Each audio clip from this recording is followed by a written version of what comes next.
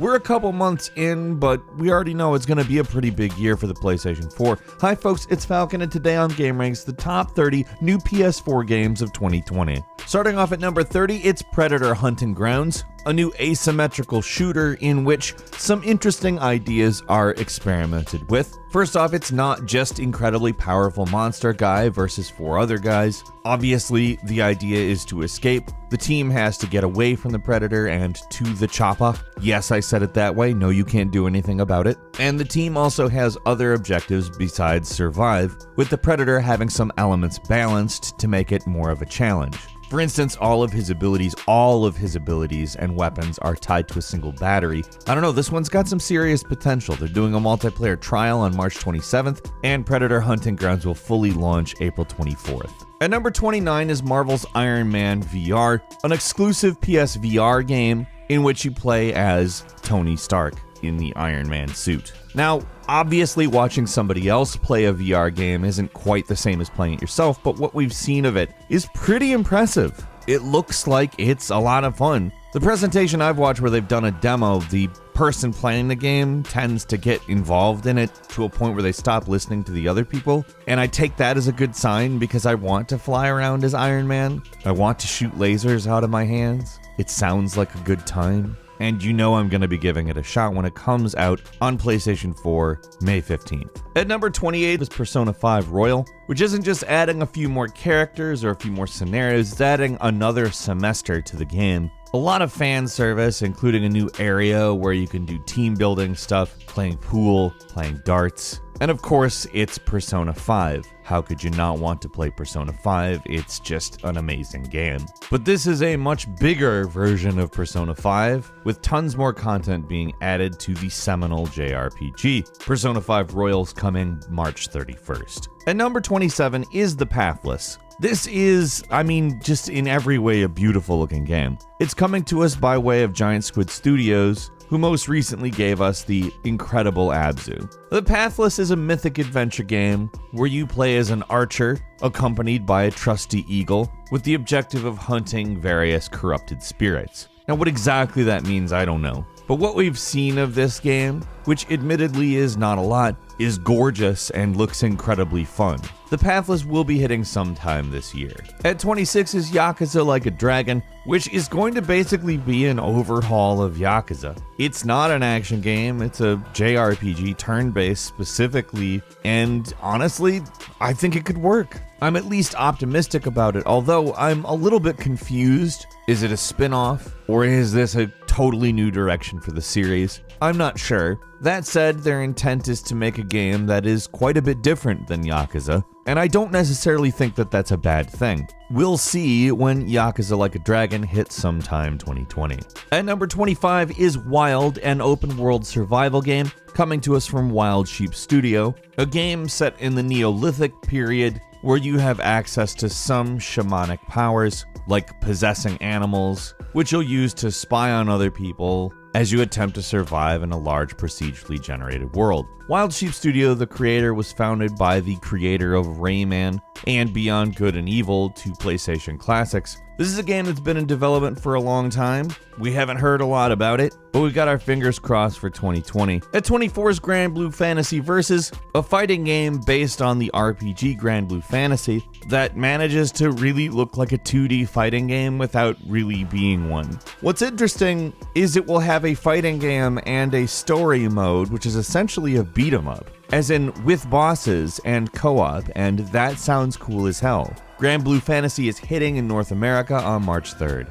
At number 23 is Sakura Wars, what is billed as a cross-genre game. It's an action RPG, a dating sim, a visual novel. You know, it really runs the gamut. It's also, interestingly enough, built on the Hedgehog engine and contains several developers from Sonic, so you know that there's some weirdness involved. You've got demons to fight. But yeah, this is the 6th mainline Sakura Wars game, and it's apparently a soft reboot. It does definitely look like something a little different, and that's not necessarily a bad thing. Sakura Wars is coming out April 28th. At number 22 is Beyond Good and Evil 2, the sequel to the cult classic. It's a space pirate adventure game. Information's pretty sparse on this game, and there's a good chance we'll be waiting quite a while for it, perhaps even into 2021. However, this game bears a mention anyway. The original was really a lot of fun, had tons of personality, and it was a long time ago, so it's really cool that we're getting a sequel/prequel sometime in the future. Beyond Good and Evil 2, we don't know when it's coming out, but it's hopefully this year.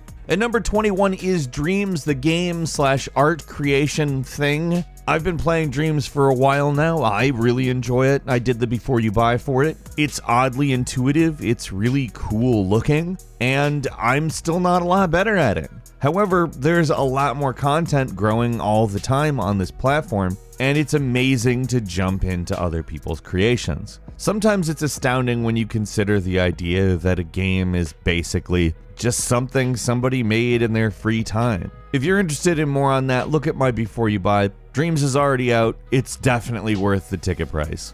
At number 20 is Dragon Ball Z Kakarot, a retelling of the Dragon Ball saga as an open world game. Now, this game is not without its flaws. However, it's also really probably the definitive video game retelling of this saga. On top of that, it's a lot of fun with a few novel approaches at some RPG staples that in a lot of ways keeps it simple without being dumb. Dragon Ball Z Kakarot is out now.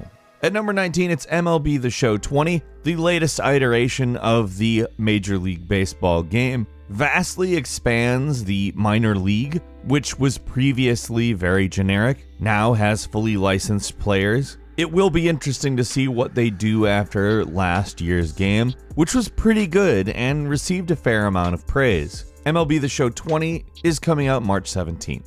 At number 18 is Outriders, which comes to us from People Can Fly, the developers of Bulletstorm and Gears of War Judgment. Outriders looks to maintain a fair amount of influence from Gears of War. Outriders is a 3-player co-op centric title set in a post-apocalyptic world. It also has a fair set of RPG elements. I don't know, it looks really intriguing to me, and I definitely want to give it a shot when it comes out sometime this year. At number 17 is Ubisoft's Gods and Monsters, coming to us from the creators of Assassin's Creed Odyssey. It is taking a very clear influence from Legend of Zelda Breath of the Wild, of course. However, it's obviously steeped in Greek mythology, and we don't know exactly to what extent it will be following the Breath of the Wild formula. My guess is play-wise, it's probably going to be a little bit closer to Assassin's Creed Odyssey, with some Breath of the Wild elements thrown in. We don't have a release date, it is hitting sometime this year though, and we're looking forward to it a great deal. At number 16 is Nioh 2, which looks to give you a little more freedom in that you create your character at the start. Personally, I hope this isn't at the detriment to the game. Part of what made Nioh very good was actually the protagonist. That doesn't mean that I don't welcome character creation in Nioh 2. I do, as well as simply welcoming a lot more Nioh action. Seriously, this is the sequel to one of the best Souls-like games out there. At number 15 is Skull and Bones, the open-world naval combat game, which is based on the naval play from Assassin's Creed Black Flag. And that is great. This is a game that we've known about for quite a while. It was announced quite a while back, and frankly, I've been on board since the beginning. The ship play from Assassin's Creed Black Flag, but as a full game. Yes, that's it. I'm ready. We do not have a specific date, but Skull and Bones is coming sometime this year, supposedly. At number 14 is Disintegration, a very different looking game set in a post-apocalyptic Earth where human brains are inside robot bodies. The game is touting the idea of a grave cycle, which is a hover motorcycle that's pretty cool. And the world itself it exists in is pretty cool. Obviously, we're going to need more. Information is kind of minimal now, but the trailers look phenomenal. Disintegration is coming sometime this year. At number 13 is Kerbal Space Program 2, an ambitious upgrade coming to us from Star Theory Games, a different developer, where we'll be seeing a large amount of new types of propulsion, we'll be seeing colonies. Honestly, it looks like a pretty drastically expanded game, which is what we need from a new developer trying to prove themselves with what is, honestly, just a phenomenal game. We don't have a specific release date, but Kerbal Space Program 2 is coming sometime this year. At number 12 is the Destroy All Humans remake, a game that I am ever so here for. Destroy All Humans is a classic. I love it. I think it's funny. I think it's fun. And I'm extremely excited to see them totally remaking it with all of the original voice acting. For all intents and purposes, it looks like they're sticking pretty close to the original, albeit with much better graphics. And that's what I want. Seriously, if you've never played this game, this is one you have to consider. I love Destroy All Humans. The game's currently slated for spring. We don't have a date yet, but really looking forward to it. At number 11 is Marvel's Avengers, which we've been anticipating for quite a while. We saw a lot of what this game is going to be fairly recently. In a lot of ways, it looks to take some cues from the Spider-Man PS4 game, as well as throwing in a lot of cinematic stuff, some QTEs, and honestly, it looks like it might be shaping up to be a pretty interesting game. The plot is certainly a bit different, taking place after superheroes being outlawed for the most part anyways. It was delayed, but mainly to make the game better before release. It's always hard to criticize that kind of a reason. I would always rather have a better game. And it's coming September 4th. At number 10 is LEGO Star Wars The Skywalker Saga. You have to know what LEGO Star Wars is at this point. It's an action-adventure game with fun gameplay and a lot of silly humor set in the Star Wars saga. This will span the entire 9-movie saga. I know a lot of people are going to enjoy this game, and that's not just children, although children will probably be all over it. In truth, the LEGO Star Wars games have always been a ton of fun. I've always enjoyed them, and I'll play this. We don't have a specific date, but it's coming this year. At number 9 is Watch Dogs Legion, the third in the Watch Dogs series, also possibly the most intriguing scenario. It's set in a post-Brexit alternate future in which London has become a police state. You are setting up the resistance. Of course, CTOS is responsible for everything. And in a police state, that's kind of scary. I think it's honestly a pretty good idea on account the previous games were set in a CTOS rising situation. Obviously, CTOS was implemented, but this is a different ballgame. Watch Dogs Legion will hit sometime this year. At number 8 is Vampire the Masquerade Bloodlines 2, the sequel to the 2004 cult classic video game. Bloodlines 2 takes place in 21st century Seattle, just around Christmas. Essentially, it's an alternate world in which vampires, demons, werewolves, etc. are the driving force behind a lot of the world's events. You're a thin-blood vampire who is transformed in a big attack that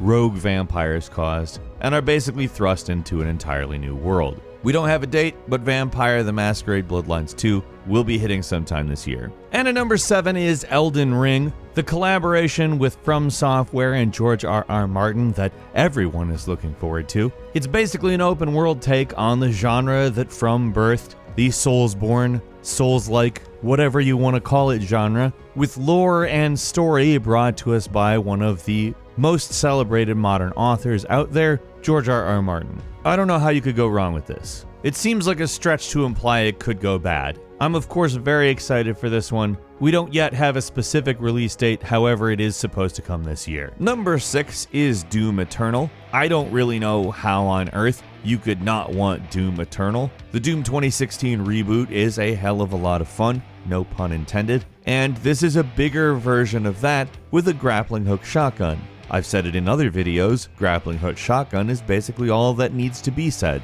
and I am there. I have zero complaints about anything I've seen for Doom Eternal so far, other than the idea that it's not out yet. It will be hitting sometime this year, however, and you can bet I will be there. At number 5 is the Resident Evil 3 remake. I'm particularly excited about this game on account some of it takes place before Resident Evil 2, the rest after, and Resident Evil 3 is a fantastic game on itself. Knowing the treatment that Resident Evil 2 got for its remake, I'm extremely excited to see this. Yes, I absolutely want to play Resident Evil 3 like the Resident Evil 2 remake. That's hitting April 3rd, 2020. Be there.